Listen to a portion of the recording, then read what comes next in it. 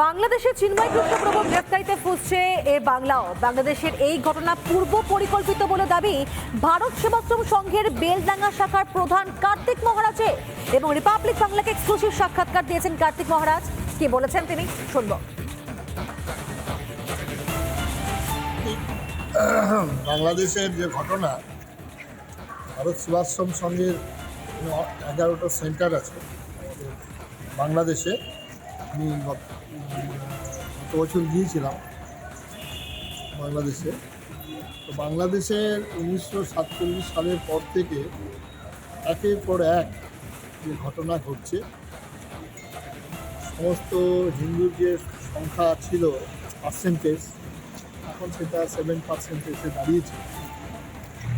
এবং এই অবস্থায় হাসিনা সরকার যখন চলে আসে, তার পিছনে একটা চক্রান্ত রয়েছে, যে ছাত্র আন্দোলন, এর সঙ্গে পাকিস্তানের যোগ রয়েছে। এবং এখন যে ইউনিট সরকার আছেন, এনার সঙ্গেও পাকিস্তানের যোগাযোগ সাজসে এটা হয়েছে। ভারত সরকারকেও কড়া স্টেপ নিতে হবে। ভারত সরকার খালি বিবৃতি দিয়ে ক্ষান্ত হলেও চলবে না। তো সেই জন্য চিন্ময় মহাপ্রভুর যে আজকে গ্রেপ্তারি, তার ধিক্কার জানাচ্ছি আমরা। এবং ভারত সেবাশ্রম সংঘের পক্ষ থেকে ইতিমধ্যেই আমরা প্রধানমন্ত্রী, স্বরাষ্ট্রমন্ত্রী, বিদেশ দপ্তরকে আমরা চিঠি দিয়ে জানিয়েছি। এবং আমরা আগামী 28 তারিখে একটা বড় শিয়ালদা থেকে একটা পদযাত্রা হবে এবং রাজ্যপালের কাছে আমরা বাংলাদেশ হাই কমিশনারের কাছে যোগাযোগ করেছি, জানিয়েছি ব্যাপারটা। মহারাজ, 51 জন উকিল তারা কাজীর কাছে গিয়েছিল এই গোটা বিষয়টি নিয়ে, কিন্তু সেখানে কাজী কোনো মিটমাট করতে পারলো না। উপরন্তু চিন্ময় মহাপ্রভুকে একেবারে আটক করা হলো, জামিন দেওয়া হলো না, এবং যে উত্তপ্ত পরিস্থিতি তৈরি হলো, তাতে একজন আইনজীবী মারা গেল। কি বলবেন? এটা তো এখন বাংলাদেশের ওরা যে অ্যালিগেশনটা যেটা এনেছে, সেটা সম্পূর্ণ মিথ্যা।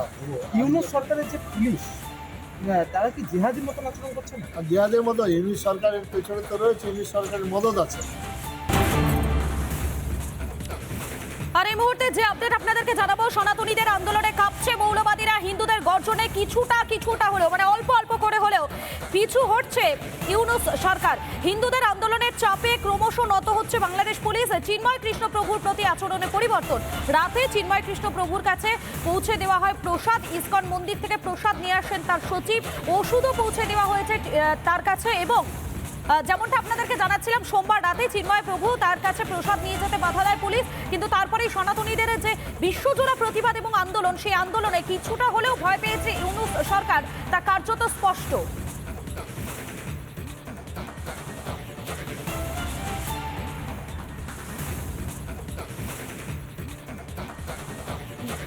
আমি সরাসরি চলে যাবো, আমাদের সঙ্গে নিউজ রুম থেকে রয়েছেন আমাদের প্রতিনিধি কিশলয় রয়েছেন। কিশলয়, সোমবার রাতে একটা ছবি আমরা দেখেছিলাম, সোমবার রাতে একটা অভিযোগ আমরা শুনেছিলাম যে চিন্ময় কৃষ্ণ প্রভুর কাছে খাবার, অর্থাৎ তিনি যে প্রসাদ গ্রহণ করেন, সেই প্রসাদ পৌঁছতে দেয়নি বাংলাদেশের পুলিশ। এবং আজকে যে খবরটা পাওয়া যাচ্ছে, তাতে কার্যত এটা স্পষ্ট যে হিন্দুদের ক্রমাগত আন্দোলন, ক্রমাগত প্রতিবাদ, এই ক্ষোভ, তাতে একটু একটু করে পিছু হটছে মোহাম্মদ ইউনূসের সরকার। একদমই মনে করে দেখো, প্রথমবার মধুকল্পিতা যখন তাকে নিয়ে যাওয়া হয়, টেনে হিচড়ে একটি গাড়ির মধ্যে পোড়া হয়, সেই গাড়িতে করে নিয়ে গিয়ে তাকে রাখা হয় ডিবি অফিসে ঢাকায়। গোটা রাত্রি তাকে প্রসাদ পেতে দেওয়া হয়নি, প্রসাদ পৌঁছে দিতে দেওয়া হয়নি, তার কাছে ওষুধ পৌঁছে দিতে দেওয়া হয়নি। সকালবেলা এক বাটি মুড়ি আর একটা কলা দেওয়া হয়েছিল, অর্থাৎ এক প্রকার মানসিক এবং শারীরিক নির্যাতন অত্যাচার করা হয়েছিল। কিন্তু হিন্দুদের গর্জনে, হিন্দুদের প্রতিবাদে, হিন্দুদের আন্দোলনে যেভাবে রাস্তায় নেমে সিংহের মতো প্রতিবাদ করেছে হিন্দু প্রতিবাদীরা এবং সনাতনীরা এবং ইসকন ভক্তরা, তার ফলে এবার যেন পিছু হটছে ইউনূস সরকার এবং বাংলাদেশি পুলিশও যেন আস্তে আস্তে নরম হয়ে যাচ্ছে। তারা অনুমতি দিল প্রসাদ নিয়ে যাওয়ার, 1 নম্বর। 2 নম্বর, তারা অনুমতি দিল ওষুধ নিয়ে যাওয়ার। 3 নম্বর, এর আগে যে অনুমতি ছিল না, তার সচিব বা তার যারা অনুগামী তাদের সঙ্গে দেখা করার অনুমতি দিচ্ছিল না পুলিশ, এখন অনুমতি দেওয়া হলো তাদের সঙ্গে দেখা করার এবং তাকে ওষুধ পৌঁছে দেওয়ার, প্রসাদ পৌঁছে দেওয়ার। আমরা যে খবর পাচ্ছি, চিন্ময় কৃষ্ণ প্রভুকে গতকাল রাত্রে প্রসাদ পৌঁছে দিতে দেওয়া হয়েছে এবং তার অনুগামীরা, তার সচিব ইসকন মন্দির থেকে, নিকটবর্তী ইসকন মন্দির থেকে চট্টগ্রামের সেখান থেকে প্রসাদ নিয়ে আসেন। কি কি নিয়ে আসা হয় সেই লিস্ট এখনো আমরা পাইনি, যেহেতু আমরা একেবারে চেক করে বারবার রিচেক করে একদম সঠিক খবর পৌঁছে দিচ্ছি, তার জন্য সেই খবর কি কি তিনি পেয়েছেন রাত্রে সেটা আমরা আর খানিকক্ষণের মধ্যে দেব। তবে এটা নিশ্চিত করতে পারি যে গতকাল রাত্রে ভালো রকমের প্রসাদ তার জন্য নিয়ে আসা হয় মন্দির থেকে, শুদ্ধ সাত্ত্বিক প্রসাদ, এবং তার সঙ্গে ওষুধ নিয়ে আসা হয়।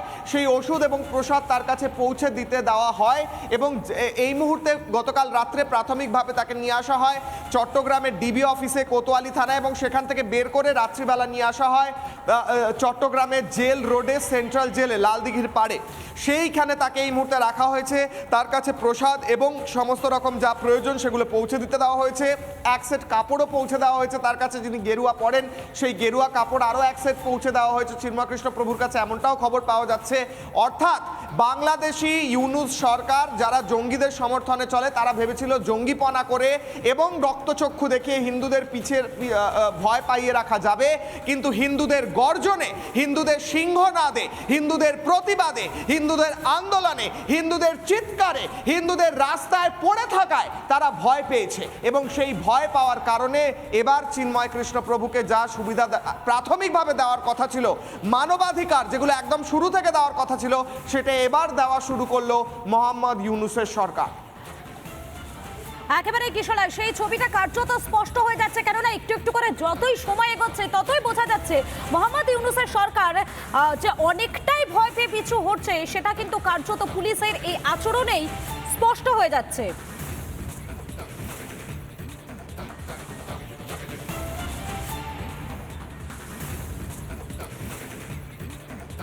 আমি আরো একবার সরাসরি কিশোরের কাছে চলে যাবো। কিশোর, এই যে হিন্দুদের আন্দোলন, যে আন্দোলনে ক্রমশ চাপে নত হচ্ছে বাংলাদেশ পুলিশ, তাতে কিন্তু কার্যত একটা বার্তা স্পষ্ট, হিন্দুরা, সনাতনী হিন্দুরা তারা বাংলাদেশের মাটি আঁকড়ে লড়াইটা করে যাওয়ার যে বার্তা, সেটা কিন্তু কার্যত তারা দিয়েই চলেছেন, এবং তার ফলস্বরূপই বাংলাদেশ পুলিশের এই নরম সুর। মধুকল্পিতা, আর্তনাদ পরিণত হয়েছে সিংহনাদে। আর হিন্দুরা পিছিয়ে থেকে ভয় পেয়ে দেওয়ালে পিঠ থেকে আছে এমনটা নয়, তারা চিৎকার করছে রাস্তায় দাঁড়িয়ে নিজেদের প্রতিবাদ, নিজেদের অধিকারের জন্য প্রতিবাদ জানাচ্ছে, নিজেদের অধিকারের জন্য, এবং সিংহনাদ করছে, গর্জন করছে। এবং হিন্দুদের গর্জনে কিন্তু শান্তিপূর্ণ প্রতিবাদে ভয় পেয়েছে ইউনূস সরকার। চিন্ময় কৃষ্ণ প্রভু তিনি নিজে বলেন যে নিজের আবেগকে পরিণত করুন শক্তিতে, কিন্তু শান্তিপূর্ণভাবে সহাবস্থান করুন, রাষ্ট্রকে অস্থিতিশীল করবেন না। কি বলেছিলেন তিনি, শুনবো। অনেকটা মরিয়ার কলা ছিল, ওগুলো তো খেতেই পারি না, আবার নিয়ে চলে আমি এখন ঢাকায়। আপনি মনোবল শক্ত রাখবেন। আমারও অনুরোধ হচ্ছে সবার কাছে, আপনারা অনেক কষ্ট করেছেন সনাতনী সমাজের জন্য, সবাই মিলে অন্তত আমাদের কর্মসূচিগুলো যেন অবশ্যই অবশ্যই দেবো। রাষ্ট্র এবং সরকারের বিরুদ্ধে নয়, 5ই আগস্টের অভ্যুত্থানের যে নতুন আশা করা হয়েছে, আমরা সনাতনীরা তার অংশীদার। সুতরাং রাষ্ট্র স্থিতিশীল হয় এবং শান্তিপূর্ণ সহাবস্থান নষ্ট হয়, আমরা এরকম কিছু করবো না। আবেগকে সংযত করে, আবেগকে শক্তিতে পরিণত করে শান্তিপূর্ণ আন্দোলন করবেন। এবং আমাদের 8 দফা দাবি মৌলিক দাবি, এটা অযৌক্তিক দাবি নয়, এটা পরিপূরণ না হওয়া পর্যন্ত আপনারা আন্দোলন চালাবেন।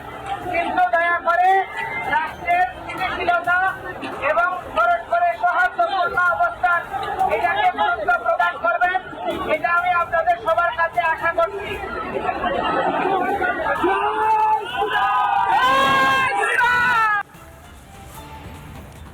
বাংলাদেশে এবং বিশ্ব জুড়ে হিন্দুদের গর্জনে কার্যত ভয় পেয়েছে ইউনূস সরকার, এবং যে মানবাধিকার একদম শুরু থেকে দেওয়ার কথা ছিল সেগুলো এবার দিতে শুরু করেছে ইউনূস সরকার। অর্থাৎ কোথাও ধীরে ধীরে বুঝতে পারছে তারা হিন্দুদের শক্তি। মধুকল্পিতা, একেবারে কোথাও গিয়ে হিন্দুদের এই শক্তির কাছে কার্যত মাথা নত করতে বাধ্য হচ্ছে ইউনূস সরকার, এবং তার ফলস্বরূপই এই ইউনূস সরকারের পুলিশেরই কার্যত সুর নরম।